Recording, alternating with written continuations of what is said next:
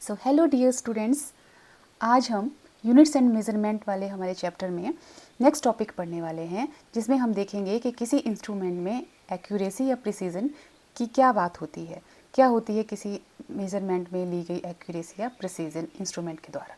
ठीक है, और मेजरमेंट जब भी हम करते हैं तो हमारी वैल्यू ट्रू वैल्यू के कितना पास आ रही है, उससे ज़्यादा है, उससे कम है, या उसके कितने क्लोज है, कितनी मिस्टेक, कितनी हमारे एक्सपेरिमेंट के दौरान मिस्टेक हुई है हमसे, दैट इज़ द एरर, वो हम समझेंगे। ठीक है, तो सबसे पहले देखो एरर क्या होता है। देखो एरर, हर एक मेज़रमेंट जब भी हम कोई परफॉर्म करते हैं एक्सपेरिमेंट, हमेशा हमें कुछ ना कुछ एरर या अनसर्टेनिटी अपनी कैलकुलेशन में, अपनी मेज़रमेंट में मिलती ही है, और इसी अनसर्टेनिटी को एरर कहते हैं।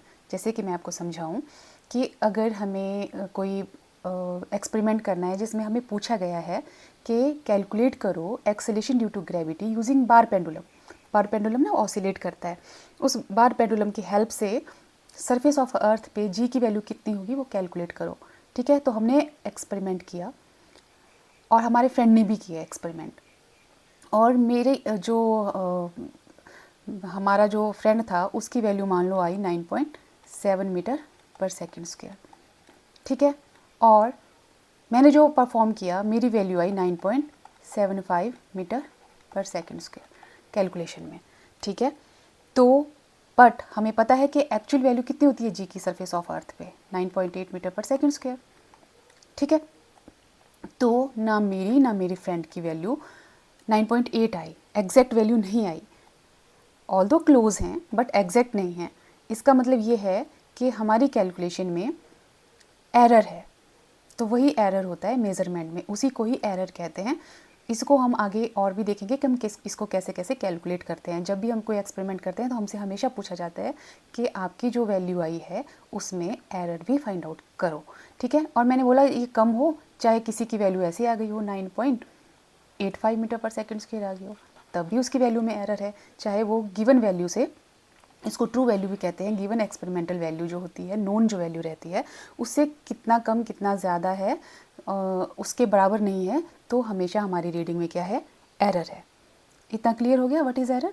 नेक्स्ट बात करते हैं हम अपनी रीडिंग में एक्यूरेसी की। जैसे मैंने आपको बताया कि आप दो फ्रेंड्स हैं, आपकी वैल्यू और ये आपके फ्रेंड की वैल्यू मान लो ये है। आपने कैलकुलेट किया 9.7 मीटर पर सेकेंड स्क्वायर, आपके फ्रेंड किया 9.75 मीटर पर सेकेंड स्क्वायर, तो किसकी वैल्यू क्लोज है? ऑब्वियस है 9.75 मीटर पर सेकेंड स्क्वायर क्लोज है 9.8 के। इसका मतलब ये है कि आपके फ्रेंड ने जो एक्सपेरिमेंट किया और जो वैल्यू कैलकुलेट की जी की, वो वैल्यू ज़्यादा क्लोज है एक्सपेरिमेंटल वैल्यू के। इसका मतलब है इसमें ज़्यादा एक्यूरेसी है। डन, आपके फ्रेंड ने ज़्यादा एक्यूरेटली एक्सपेरिमेंट को परफॉर्म किया है, उसकी वैल्यू ज़्यादा क्लोज है एक्सपेरिमेंटल के। तो accuracy of a measurement is measure of how close the measured value is to the true value. True value मैंने आपको बता दिया, जो गिवन एक्सपेरिमेंटल वैल्यू होती है वही हमारी ट्रू वैल्यू होती है। ठीक है, अब एक बात होती है प्रिसीजन की। देखो प्रिसीजन डिपेंड करता है कि हमारा जो इंस्ट्रूमेंट है ना उसकी लिमिट कितनी है, उसकी रेजोल्यूशन पावर कितनी है, कितना रिजॉल्व कर सकता है। जैसे फॉर एग्जांपल जो ये आपके पास मीटर स्केल है ना, मीटर स्केल, इसमें हम सबसे छोटा डिवीज़न जो पढ़ सकते हैं ना वही उसकी लिमिट है, वही उसका रेजोल्यूशन है, उसको लिस्ट काउंट भी बोलते हैं। तो इससे सबसे छोटा डिवीज़न जो हम पढ़ सकते हैं 0.1 सेंटीमीटर पढ़ सकते हैं इससे, है ना, या 1 mm पढ़ सकते हैं। लेकिन एक और होता है वर्नियर कैलिपर, वो भी लेंथ पढ़ने के लिए यूज़ किया जाता है इंस्ट्रूमेंट। उसकी जो लिस्ट काउंट, इसका लिस्ट काउंट कितना है देखो 0.1, और जो अगर वर्नियर कैलिपर यूज़ करें तो उसका लिस्ट काउंट होता है 0.01, है ना, सेंटीमीटर सेंटीमीटर। इसका मतलब ये हुआ कि इससे हम सबसे छोटी वैल्यू क्या पढ़ सकते हैं 0.1 सेंटीमीटर। लेकिन अगर वर्नियर कैलिपर यूज़ करेंगे तो उससे हम सबसे छोटी वैल्यू क्या पढ़ सकते हैं 0.01 सेंटीमीटर, मतलब ज़्यादा डेसिमल प्लेस तक उसकी हेल्प से वैल्यू पढ़ पाते हैं। तो अब समझते हैं प्रिसीजन क्या होता है। जैसे मान लो एक्सेलेरेशन ड्यू टू ग्रेविटी की ही बात कर रहे हैं, अब हम बात कर रहे हैं किसी लेंथ की बात कर रहे हैं, ये तो एक डिजिट का ही वैल्यू है ना। तो फिर हम बात कर रहे हैं कि हमारे पास कोई ऑब्जेक्ट दिया है और उसकी लेंथ हमें दी है 5.75 सेंटीमीटर। जब उस ऑब्जेक्ट की लेंथ को मेज़र किया गया स्केल से, तब मान लो उसकी वैल्यू आई 5.7 सेंटीमीटर, जिसने भी परफॉर्म किया। चलो मान लो आपने परफॉर्म किया और ये सिंपल जो स्केल है उसको यूज़ किया, तो आपकी जो स्केल में वैल्यू आई वो उस ऑब्जेक्ट की वो आई 7 सेंटीमीटर, और आपके फ्रेंड ने बोला कि मैंने तो वर्नियर कैलिपर यूज़ करना है ना, उसने वर्नियर कैलिपर यूज़ किया और उसकी वैल्यू आई 5.67 सेंटीमीटर। अब देखो क्लोज तो आपकी वैल्यू आ रही है 5.7, एक्यूरेसी यहाँ ज़्यादा है, बट आपके फ्रेंड की वैल्यू में जिसने वर्नियर कैलिपर यूज़ किया अपनी उस ऑब्जेक्ट की लेंथ को फाइंड आउट करने के लिए, उसकी वैल्यू मोर प्रिसाइज है देन योर वैल्यू। समझ गए? तो प्रिसीजन कब बढ़ेगा? जब आप और ज़्यादा डेसिमल प्लेस तक या और ज़्यादा लिमिट या रेजोल्यूशन तक उस कैलकुलेशन को, उस रीडिंग को नोट कर पा रहे हो, तो उसकी प्रिसीजन बढ़ जाएगा, वहाँ पे वो ज़्यादा प्रिसाइज कहलाएगी रीडिंग। तो आपके फ्रेंड की रीडिंग ज़्यादा प्रिसाइज है आपकी रीडिंग की कंपैरिजन में, ऑल्दो आपकी रीडिंग जो है वो ज़्यादा एक्यूरेट है क्योंकि वो ज़्यादा क्लोज है जो गिवन वैल्यू है उसके। क्लियर हो गया आपको ये कि what is accuracy, what is precision. Okay, next हम देखते हैं जो हमने एरर की बात की कि हमारी वैल्यू अगर डिफरेंट आए गिवन वैल्यू के या ट्रू वैल्यू के, तो हमारे मेजरमेंट में एरर कहलाता है ना। और एरर को जो है वो क्लासीफाई किया गया है डिफरेंट फॉर्म में, जैसे कि सिस्टमेटिक एरर होता है, एक होता है रैंडम एरर और एक होता है ग्रॉस एरर। ठीक है, तो वन बाय वन सबको देखते हैं कि सिस्टमेटिक एरर क्या होता है। सिस्टमेटिक एरर जो होता है, जब भी हमारी मेजरमेंट में एरर एक ही डायरेक्शन में प्रोसीड कर रहा है। एरर दो टाइप के हो सकते हैं, पॉजिटिव भी हो सकता है एरर, नेगेटिव भी हो सकता है। हम स्केल की बात कर रहे हैं, जैसे वर्नियर कैलिपर हो गया, स्क्रू गेज हो गया, पॉजिटिव एरर भी हो सकता है, नेगेटिव एरर भी हो सकता है। लेकिन जो सिस्टमेटिक एरर होगा उसमें क्या होगा कि अगर पॉजिटिव एरर है किसी इंस्ट्रूमेंट में, तो पॉजिटिव एरर ही थ्रू आउट हमारी रीडिंग में जब हम उस इंस्ट्रूमेंट को यूज़ करेंगे वो वही रहेगा, है ना। एक ही डायरेक्शन में एरर जो है वो प्रोपेगेट कर रहा है, तो उसको बोलते हैं सिस्टमेटिक एरर। और डेफिनेशन देखनी हो तो systematic errors are consistent and reproducible inaccuracies in measurement. और ये क्यों अराइज होती हैं? These arises due to imperfection in the measuring system. हम बात करें imperfections in the measuring system, measurement system, हमारा जो मेजरमेंट सिस्टम है उसमें इम्परफेक्शंस है, और एक्सपेरिमेंटल सेटअप में कोई प्रॉब्लम है या फिर प्रोसीजर में। तो देखो इम्परफेक्शन इन मेजरमेंट सिस्टम में क्या हो गया, देखो जैसे कैलिब्रेशन ही नहीं हुई है उस इंस्ट्रूमेंट की ठीक से, या आपके पास ये स्केल है, ये साइड से टूट गई है, यहाँ से टूट गई इनिशियल, तो यहाँ से आप जब रीडिंग नोट करोगे तो आपको नहीं पता यहाँ के दो, आप हमेशा देखोगे कि दो उसमें जो डिवीजन्स हैं वो चले गए, 3 डिवीज़न चले गए, ऐसे कुछ कट लग गया है। तो ये वाला इंस्ट्रूमेंट इम्परफेक्ट मेजरिंग सिस्टम हो गया हमारा। जैसे कि बात करें वर्नियर कैलिपर की, तो वर्नियर कैलिपर कैसा होना चाहिए? उसमें 2 स्केल होती है, एक वर्नियर स्केल होती है, एक मेन स्केल होती है, और हमेशा ही वर्नियर स्केल की 0 और मेन स्केल की 0 एक लाइन में होनी चाहिए। लेकिन अगर वर्नियर स्केल और मेन स्केल रीडिंग कोइंसाइड ना करे, रीडिंग आगे रह जाए, या 0 जो वर्नियर मेन स्केल की 0 और वर्नियर स्केल की 0 कोइंसाइड नहीं कर रही हो, या आगे पीछे हो जाए, है ना, इस तरह से हो जाए या इस तरह से हो जाए, तो हमारा इंस्ट्रूमेंट इम्परफेक्ट है, उसमें एरर है ना। वो इम्परफेक्शन है इंस्ट्रूमेंट में ही, उसकी कैलिब्रेशन में ही दिक्कत है। या मैं कहूँ कि आपको बोला गया है कि आपको थर्मामीटर दिया गया है और आपने बॉइलिंग पॉइंट नोट करना है 100 डिग्री सेंटीग्रेड, मगर वो थर्मामीटर ऐसे कैलिब्रेट हुआ है कि जब 100 डिग्री सेंटीग्रेड होना था तो उसमें रीडिंग जो है 104 डिग्री सेंटीग्रेड आ रही है। तो दिक्कत है इंस्ट्रूमेंट में, और उसमें हमेशा ही एरर, हमेशा ही वो रीडिंग जो है, जो भी हम वैल्यू लेंगे वो हमेशा ही गलत आएगी, है ना। तो इसको बोलते हैं सिस्टमेटिक एरर, सेम डायरेक्शन में ही प्रोसीड कर रहा है ये। ठीक है, या हमारा एक्सपेरिमेंटल सेटअप में ही दिक्कत हो। एक्सपेरिमेंटल सेटअप में प्रॉब्लम ये है, ये मतलब है यहाँ पे कि जैसे मान लो कि आप एक्सपेरिमेंटल सेटअप या प्रोसीजर, जैसे कि टेम्परेचर नोट करना है बॉडी का, है ना, किसी को फीवर है या नहीं, तो एक्यूरेटली डॉक्टर कैसे करते हैं? टंग के यहाँ रखते हैं थर्मामीटर, फिर नोट करते हैं। पर आप घर में कर रहे हो या ऐसे करो रैंडमली, तो आप क्या करते हो? आर्म पिट में रख देते हो, क्योंकि अगर जब आर्म पिट में रखोगे तो क्योंकि आर्म पिट का टेम्परेचर डिफरेंट है यहाँ के टेम्परेचर से, तो रीडिंग में एरर आएगा ही आएगा आर्म पिट वाली रीडिंग में, है ना। तो थर्मामीटर से, इंस्ट्रूमेंट से या प्रोसीजर से भी हमारे पास सिस्टमेटिक एरर आता है। तो देखो ये फर्दर डिवाइड किए गए हैं। जैसे एक हो गया इंस्ट्रूमेंटल एरर, जो मैंने आपको बात कर दी वर्नियर कैलिपर की कि कैलिब्रेशन ठीक हुई है। जो वर्नियर स्केल है और जो मेन स्केल है वर्नियर कैलिपर की, वो एक लाइन में नहीं है, वो आगे पीछे है। जो वर्नियर स्केल है वो यहाँ रह जा रही है, मेन स्केल कहीं यहाँ पीछे रह जा रही है या आगे रह जा रही है, तो वो इंस्ट्रूमेंटल एरर हो गया हमारा। इंस्ट्रूमेंट में ही कैलिब्रेशन में दिक्कत है, उसमें ही प्रॉब्लम हो गई है। या फिर इम्परफेक्शन इन एक्सपेरिमेंटल टेक्निक या प्रोसीजर, जो बात कर ली मैंने आपसे बताया कि टेम्परेचर नोट करना था, फीवर नोट करना था है या नहीं, तो थर्मामीटर को आर्म पिट में रख दिया, तो वो प्रोसीजर रॉन्ग हो गया, वो रॉन्ग मेथड है नोट करने का फीवर को, है ना। दूसरा हो गया पर्सनल एरर। पर्सनल एरर ऐसा कि देखो जैसे ये स्केल से रीडिंग पढ़नी है ना, तो जब भी मैंने कोई रीडिंग पढ़नी है तो बिल्कुल सामने होना चाहिए, जहाँ जो पार्ट में पढ़ रही हूँ मेरे आंखों के बिल्कुल सामने पैरेलल होना चाहिए। अगर मैं रीडिंग को ऐसे पढ़ रही हूँ या ऐसे पढ़ रही हूँ, है ना, इधर साइड से देख रही हूँ या यहाँ साइड से रीडिंग नोट करूँ, तो हमेशा ही मेरी रीडिंग में एरर आएगा। तो वो वाला एरर जो पढ़ने की वजह से, अपनी गलत पोजीशन की वजह से आ रहा है, उसको बोलेंगे पर्सनल एरर। और नेक्स्ट जो टाइप है वो होती है एनवायरमेंटल एरर। अब एनवायरमेंटल एरर मतलब कि आप कोई इलेक्ट्रिक फील्ड वाला एक्सपेरिमेंट कर रहे थे, लेकिन कोई और भी वहाँ पे इलेक्ट्रिक फील्ड किसी और इंस्ट्रूमेंट से भी जनरेट हो रही है, तो वो इलेक्ट्रिक फील्ड उसको ज़रूर अफेक्ट करेगी, है ना।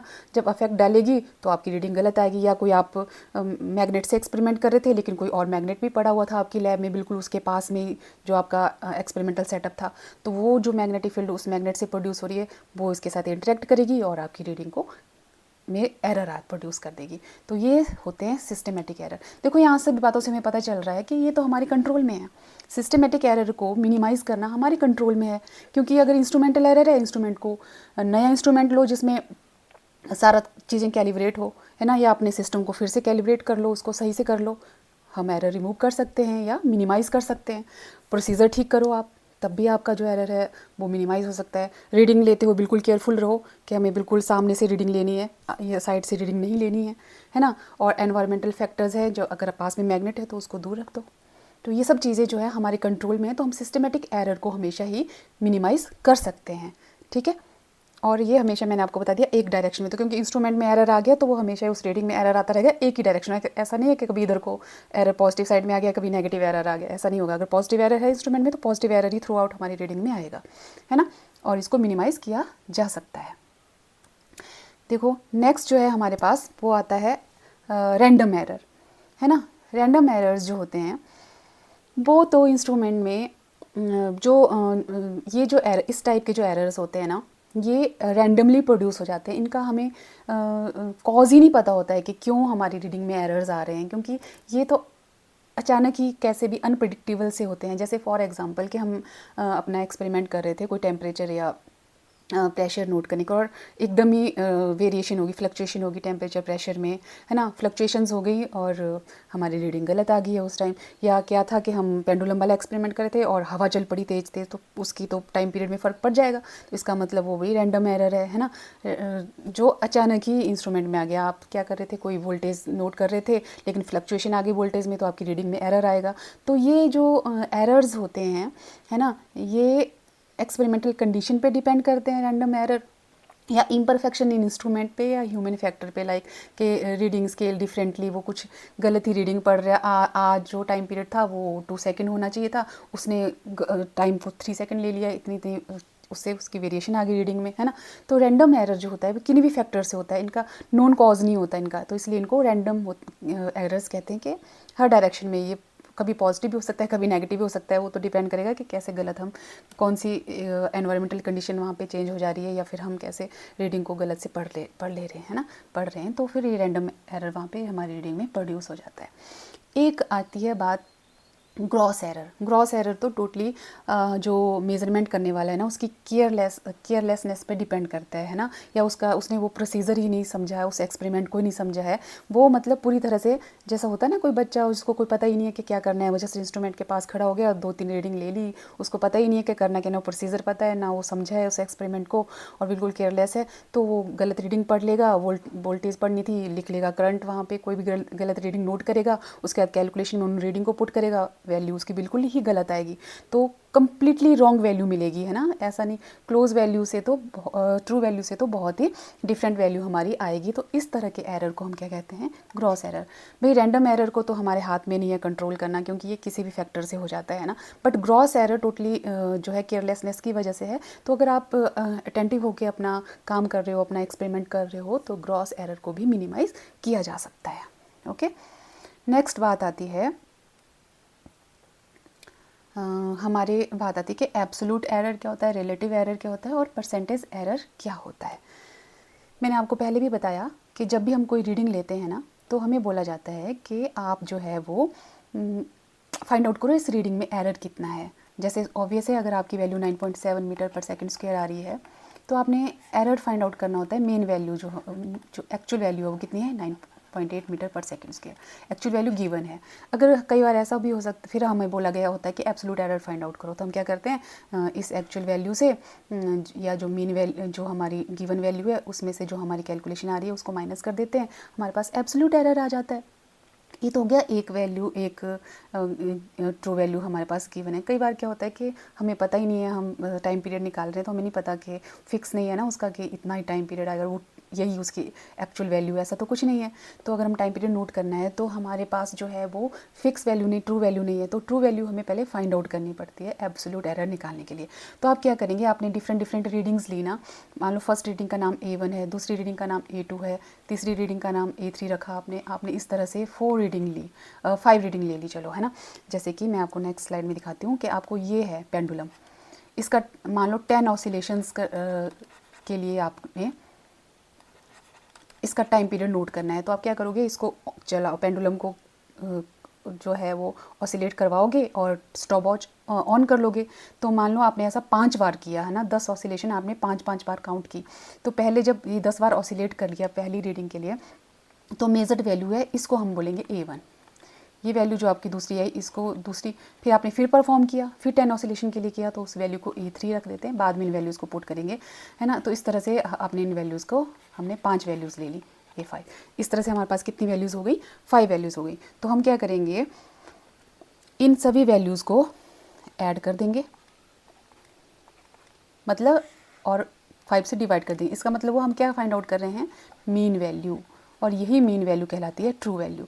तो हमेशा पहले एब्सोल्यूट एरर फाइंड आउट करने के लिए आपके पास ये ट्रू वैल्यू आपको कैलकुलेट करनी पड़ेगी, या फिर कोई गिवन स्टैंडर्ड वैल्यू आपके पास होनी चाहिए, ठीक है। तो क्या बोला है, in absence of any other method of knowing the true value we consider arithmetic means as the true value. आप अरिथमेटिक मीन ले लो, आप ऐसे भी लिख सकते हैं इसको ना, आई varies from 1 to n AI, ठीक है, डिवाइड बाय n।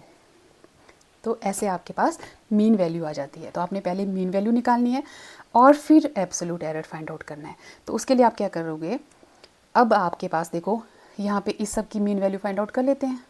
हमारी जो रीडिंग है यहाँ पे ई मीन ए जो है ए मीन हम यहाँ लिख लेते हैं। तो क्या आएगा 3.8 प्लस 3.4 प्लस 3.6 प्लस 3.7 और लास्ट रीडिंग हमारी है 3.5। इसको कर देंगे हम किससे डिवाइड, 5 से। तो ये आ जाएगा हमारे पास 18 और ये देखो 18.2।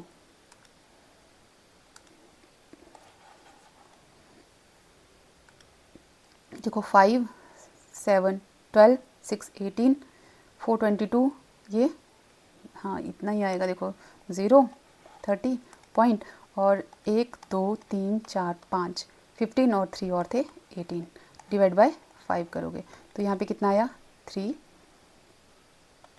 और 6 सेकेंड। तो मीन वैल्यू क्या आ गई हमारे पास, ये आ गई हमारे पास ट्रू वैल्यू जो हमारे पास हमने लेनी पड़ती है। अब हमें निकालना है absolute error. Absolute error find out करने के लिए हमें क्या करना पड़ेगा, हमें जो हर वैल्यू है, फर्स्ट रीडिंग है 3.8, उससे 3.6 को सब्ट्रैक्ट कर दो, या 3.6 से 3.8 को सब्ट्रैक्ट कर दो और उनका मॉड ले लो। ऐसा कोई फिक्स नहीं है, आप जो मीन वैल्यू से हर रीडिंग को सब्ट्रैक्ट करो। तो इस रीडिंग का एब्सोल्यूट एरर, सेकंड रीडिंग का एब्सोल्यूट एरर, थर्ड रीडिंग का absolute error, to so on. या आप उसको मॉड ले लो, ये पॉजिटिव हो चाहे नेगेटिव हो, हम हमेशा मॉड लेते हैं तो पॉजिटिव ही लेंगे, ठीक है। तो हम इस तरह से हमारे पास क्या आ जाता है एब्सोल्यूट एरर हर रीडिंग का। तो जैसे फर्स्ट रीडिंग का एब्सोल्यूट एरर हम लिख देंगे डेल्टा A1, तो कितना आ जाएगा हमारे पास मॉड, मैंने जैसे 3.8 फर्स्ट रीडिंग माइनस जो हमारे पास मीन वैल्यू आई थी, ऐसे सब्ट्रैक्ट कर देंगे। तो इसका मॉड लेंगे तो हमारे पास कितना आएगा, इस वाली 3.6 आई ना हमारे पास, लेट मी चेक, यस 3.6 और फर्स्ट रीडिंग है 3.8, तो ये हमारे पास आ जाएगी 0.2, ठीक है, यहाँ पे आएगी 0.2। फिर सेकेंड रीडिंग में हम फाइंड आउट करना चाहें तो हमारे पास आएगा 3.8 माइनस 3. अब हमारे पास नेक्स्ट रीडिंग है 3.4 3.6, तो इसका मॉड ये भी कितना आएगा 0.2, तो यहाँ ले लेंगे 0.2, ठीक है, अप टू सो ऑन। अब ये 0 होगी, 3.6.1 होगी, 3.5, 3.6 भी 0.1 होगी, बाकी तो ठीक है, ये दो ही यहाँ पे गलत लिखी गई हैं। ठीक है, तो देखो द अरिथमेटिक मीन ऑफ, अब हमने हमारे पास डिफरेंट ये एब्सोल्यूट एरर्स आ गए, फर्स्ट रीडिंग का absolute error, second, third, fourth और फिफ्थ रीडिंग का एब्सोल्यूट एरर। अब हम क्या करेंगे, इन सारे एब्सोल्यूट एरर का मीन निकालेंगे। अब डेल्टा है ना हमारा, डेल्टा से डिनोट किया है हमने एब्सोल्यूट एरर को, तो हम सबका मीन निकालेंगे। तो delta A1 plus delta A2 plus delta A3 up to so on delta A5 divide by 5, जैसा हम मीन निकालते हैं वैसे ही इन सब का एब्सोल्यूट एरर का मीन कैलकुलेट कर लेंगे और ये हमारे पास आ जाएगा एब्सोल्यूट एरर। इसको कहते हैं एब्सोल्यूट एरर। तो जब हमारे पास एब्सोल्यूट एरर आ गया तो अब हमने अपनी रीडिंग लिखनी होती है, तो हम कैसे लिखते हैं, जो हमारे पास ट्रू वैल्यू आई है ना, true value plus minus absolute error का मीन, है ना।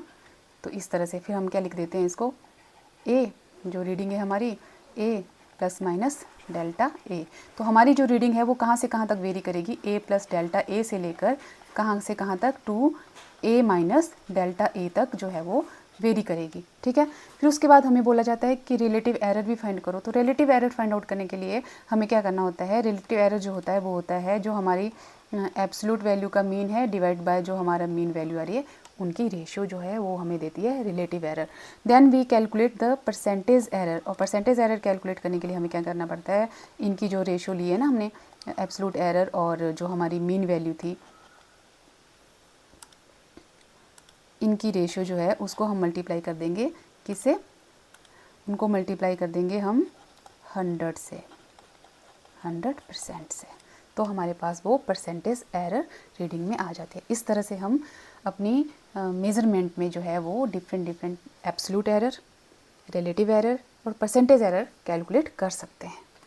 नेक्स्ट बात आती है कॉम्बिनेशन ऑफ एरर्स की, है ना। जब भी एक्सपेरिमेंट, जब भी हमारे पास कोई अब प्रैक्टिकली जब भी हमारे पास जैसे ओम्स लॉ ही हो गया, V is equal to I R, तो हमें बोला गया है कि V को मेज़र किया है हमने और I की जो वैल्यू है वो गिवन है, R जो है वो भी गिवन है, तो एरर फाइंड आउट करो। तो यहाँ पे मल्टीप्लिकेशन वाला आएगा। हमें बोला गया है, अभी हम एग्जांपल भी करेंगे कि रेजिस्टेंस सीरीज़ में फाइंड आउट करो, दो रीडिंग्स दी गई हैं, तो हमें पता है सीरीज़ में रेजिस्टेंस ऐड होती हैं, तो वो एडिशन वाला केस हो गया। कई बार हमारे पास रीडिंग इस तरह से होगी कि वो सब्ट्रैक्ट हो रही होंगी, तो वहाँ पे कैसे एरर आता है, उसको कैसे लिखा जाता है, या डिवाइड हो रही होंगी, जैसे रेजिस्टेंस में एरर निकालो तो यहाँ पे भी अपॉन आई, यहाँ पे डिवाइड हो जा रहा है। तो डिफरेंट कॉम्बिनेशन जो होते हैं, या प्लस हो रहे हैं, माइनस हो रहे हैं, मल्टीप्लाई हो रही है क्वांटिटीज़ या डिवाइड हो रही हैं, उनमें कैसे हम एरर को कैलकुलेट करते हैं, किस तरह के एरर आते हैं, उनको अभी हम समझेंगे। फर्स्ट हमारा पास है यहाँ पे एरर ऑफ अ सम। अगर हमारे पास मान लो कोई मेज़रमेंट दी है जिसका रिज़ल्ट है z, है ना, और वो क्या है, दो क्वांटिटी का सम है ना। तो इसमें हमें बोला गया है कि इसमें एरर फाइंड आउट करो। मान लो कि a जो है वो, उसमें जो एरर है वो कितना है, उसकी वैल्यू, मेजर्ड वैल्यू कितनी है, a प्लस माइनस डेल्टा ए, और जो b क्वांटिटी है उसमें जो है एरर मेजर्ड वैल्यू, उसमें जो मेजर्ड वैल्यू क्या है वो b plus minus delta b है। एरर के साथ में ये वैल्यूज़ आई हैं हमारे पास। ठीक है, तो अब हमें यहाँ पे मतलब सम हो रहा है ना, जो क्वांटिटी है वो इस तरह से है, एडिशन वाला केस है। तो अब इसमें कैसे एरर को कंबाइन किया जाएगा, तो हम क्या करेंगे, z plus minus delta z, और a कितना है हमारे पास, a plus minus delta a, बीच में कैसा साइन है, प्लस का, और b की क्या वैल्यू दी है एरर के साथ में, एब्सोल्यूट एरर कितना है इसमें, डेल्टा b का। ठीक है, लेकिन हो क्या रहा है, ये सम हो रही हैं, क्वांटिटीज़ ऐड हो रही हैं, तो ये एब्सोल्यूट एरर डेल्टा z क्या है, ये फाइनल रीडिंग में जो एब्सोल्यूट एरर उसको लिख रहे हैं हम, है ना। तो देखो इसको कैसे करना है, अब ये हो गया z plus minus delta z, और ये a हो गया प्लस माइनस डेल्टा a, इसको ऐसे लिख सकते हैं, plus b plus minus delta b। अब हम इसको कैसे लिख सकते हैं, a plus b plus minus delta a plus minus delta b। तो हमारे पास क्या आ गया, ये z plus minus delta z। तो इस z से ये तो बराबर होते हैं, तो ये कैंसिल आउट हो जाएंगे। तो हमारे पास plus minus delta z is equal to plus minus delta a plus minus delta b। इसको हम क्या लिख सकते हैं, delta z is equal to delta a plus delta b. तो ये हमारे पास जो है, ये हमारे पास एरर आ गया, एब्सोल्यूट एरर फाइनल रीडिंग में। तो हमने क्या देखा कि फाइनल रीडिंग में जो एब्सोल्यूट एरर आ रहा है वो अगर सम हो रही होती हैं वो क्वांटिटीज़, तो क्या होता है कि उनके जो एब्सोल्यूट एरर है इंडिविजुअल रीडिंग में वो ऐड हो जाएंगे। दोनों का एब्सोल्यूट एरर को ऐड करके हमारे पास फाइनल रीडिंग में जो एरर होगा, एब्सोल्यूट एरर, वो काउंट हो जाएगा, वो हम कैलकुलेट कर सकते हैं। सिमिलरली अगर दो रीडिंग हमारे पास ऐसी दी हो कि वो सब्ट्रैक्ट हो रही हो, डिफरेंस हो, तो ये भी हम ऐसे ही करेंगे कैलकुलेट, है ना। z plus minus delta z हमारे पास फाइनल रीडिंग में एब्सोल्यूट एरर है। तो ये क्या है, a plus minus delta a, a की वैल्यू है, minus b plus minus delta b जो है वो b रीडिंग की वैल्यू है ना। अब हम इसको क्या करेंगे, a plus minus delta a minus b, और ये हो जाएगा माइनस प्लस डेल्टा b, और इसको क्या लिख सकते हैं, a minus b plus minus delta a। देखो minus plus plus minus a की बात होती है, इसको प्लस माइनस डेल्टा b लिख सकते हैं। तो यहाँ से हमारे पास पता है z कितना है, a माइनस b है, ये और ये तो बराबर हैं, कैंसिल आउट हो जाएंगे। तो प्लस माइनस डेल्टा z कितना बचा, plus minus delta a plus minus delta b, जिसको हम लिख सकते हैं delta z delta a plus delta b. तो यहाँ से क्या पता चल रहा है हमें, देखो यहाँ पे भी अगर क्वांटिटी सब्ट्रैक्ट हो रही हैं तब भी जो फाइनल रीडिंग में जो एरर है, absolute error in final reading, वो क्या है, सम है किस किस का, एब्सोल्यूट एरर इन इंडिविजुअल क्वांटिटीज़, है ना। तो यहाँ लिखा भी है कि क्या होता है अगर प्लस भी हो रही है या सब्ट्रैक्ट हो रही है क्वांटिटीज़, हमें उससे कोई बॉदर नहीं करना है। हमारे पास जो एब्सोल्यूट एरर होगा वो कैसे कैलकुलेट होगा, दोनों क्वांटिटीज़ के एब्सोल्यूट एरर का सम होगा। तो टू क्वांटिटीज़ आर एडेड और subtracted, the absolute error in the final reading is sum of the absolute error in the individual quantities. हर एक ए क्वांटिटी में एब्सोल्यूट एरर, बी क्वांटिटी में absolute error, उनको add कर दो तो final reading का एब्सोल्यूट एरर आ जाएगा हमारे पास। अब हम यहाँ पे एक एग्जांपल से इसको समझते हैं। हमारे पास दो रजिस्टर दिए गए हैं, R1 जिसको मेज़र किया गया है विद कंसीडरिंग एरर, तो कितना है 100 प्लस माइनस 2 ओम, है ना। और सेकंड रीडिंग है 200 ओम प्लस माइनस 1, ये एब्सोल्यूट एरर्स हैं, है ना। They are connected in series. तो calculate the total resistance and maximum possible error in the combination.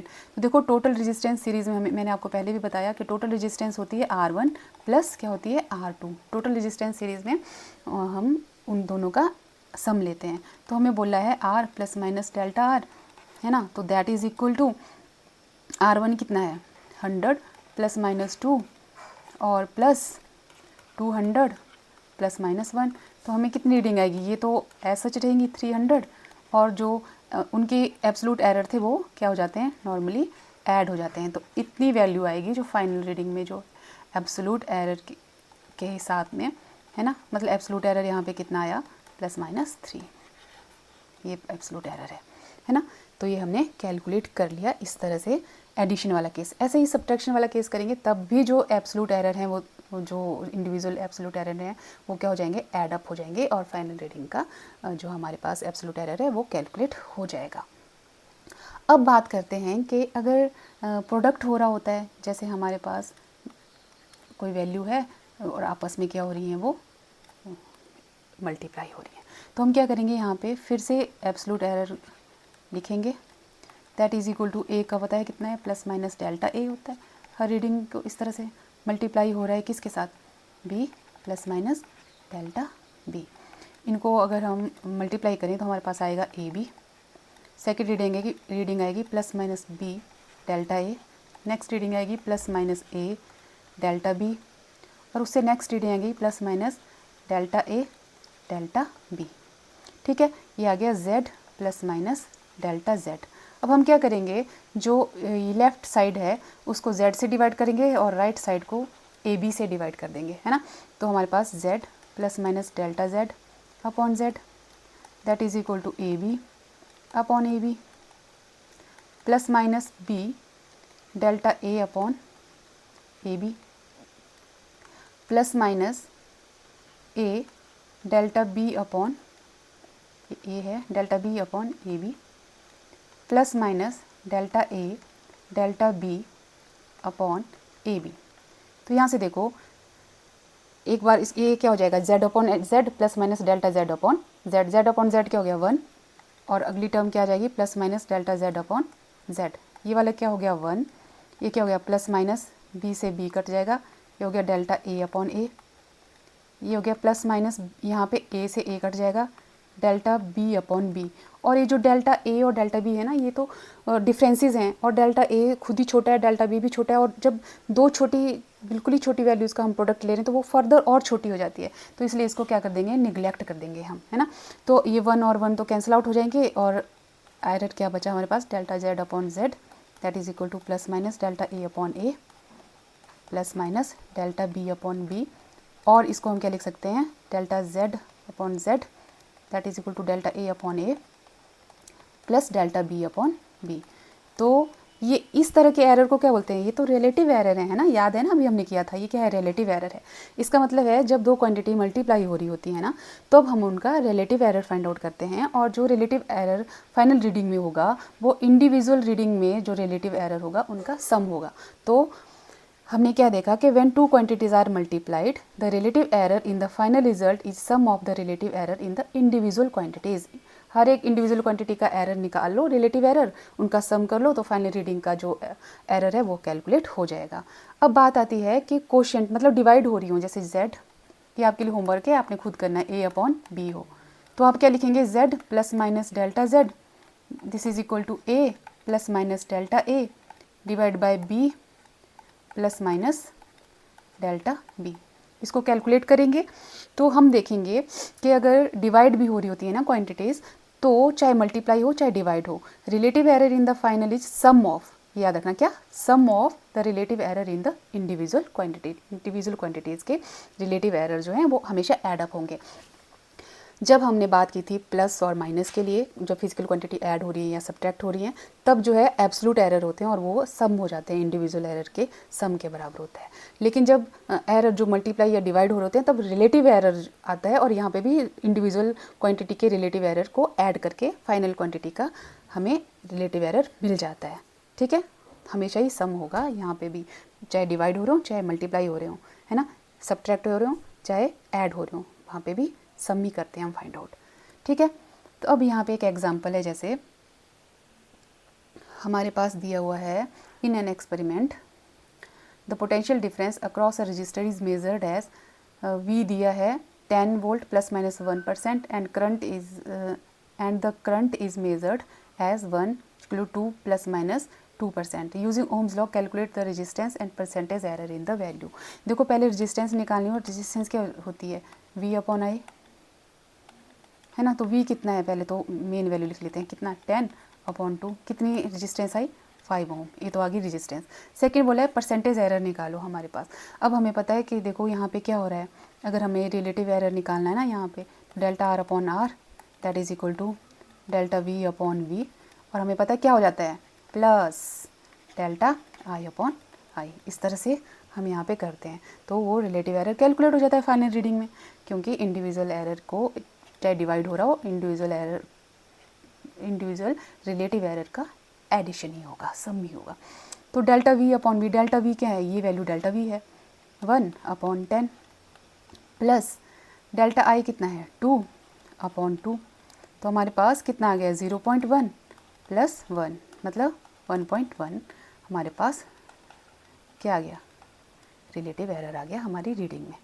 ठीक है, अब परसेंटेज निकालना हो तो इंटू क्या कर दो 100%, तो ये तो 1.11 अपॉन 10 इंटू 100%, तो ये आ गया 101% एरर। इतना ज़्यादा एरर आ गया इस रीडिंग में।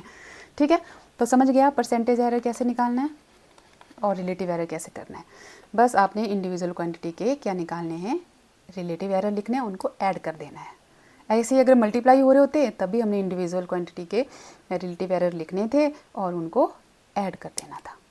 ठीक है, चलिए अगर एक्सपोनेंट हो, जैसे मान लो हमारे पास z दिया है a raise to power p, तो इसको कैसे लिखा जाता है, p delta a upon a, delta z upon z ऐसे आता है, पावर पहले आ जाती है और डेल्टा a अपॉन उनका रिलेटिव एरर क्वांटिटी का। तो ये जो पावर होती है ना, हमेशा ये पॉजिटिव लेनी है, ये एब्सोलूट वैल्यू होती है यहाँ पे भी, है ना। अगर ये नेगेटिव है तो भी ये पॉजिटिव रहेगा। तो ठीक है, जैसे यहाँ पे देखो ये जनरल लिखा है फॉर्मूला, तो यहाँ पे इसका हम निकालें रिलेटिव एरर तो क्या होगा, p, ये वाला p delta a upon a फिर क्या हो जाते हैं, ऐड हो जाते हैं, जब मल्टीप्लाई हो रहे हो तब भी ऐड होते हैं। Q delta b upon b, है ना। ये पावर ऊपर जाएगी ये तो माइनस होगी, लेकिन माइनस के लिए भी हमने क्या लिखना है, आर पॉजिटिव ही लिखना है, डेल्टा सी अपॉन सी। तो इस तरह से आपको कैलकुलेशन करने को आती है, न्यूमेरिकल्स आते हैं, तो आप ये जनरल फार्मूला यहाँ पे अप्लाई करके इसको कैलकुलेट कर सकते हो। ठीक है, तो इस तरह से कैलकुलेट हो जाएंगे, सारे रिलेटिव एरर्स ऐड हो जाएंगे और पावर अकॉर्डिंगली मल्टीप्लाई हो जाएगी और वो हमेशा पॉजिटिव रहेगी। ठीक है, तो ये थे हमारे कुछ डिफरेंट कैलकुलेशन के लिए कि कैसे हम मल्टीप्लाई हो रही हो, क्वांटिटीज़ डिवाइड हो रही हों, प्लस हो रही हों, सब्ट्रैक्ट हो रही हो, तो कैसे हम उनके एरर को कंबाइन करते हैं, कैसे हम एरर एब्सोल्यूट और रिलेटिव एरर फाइंड आउट करते हैं उन रीडिंग्स में। होप सो कि आपको ये क्लियर हुआ होगा। तो आज के लिए इतना ही, थैंक यू।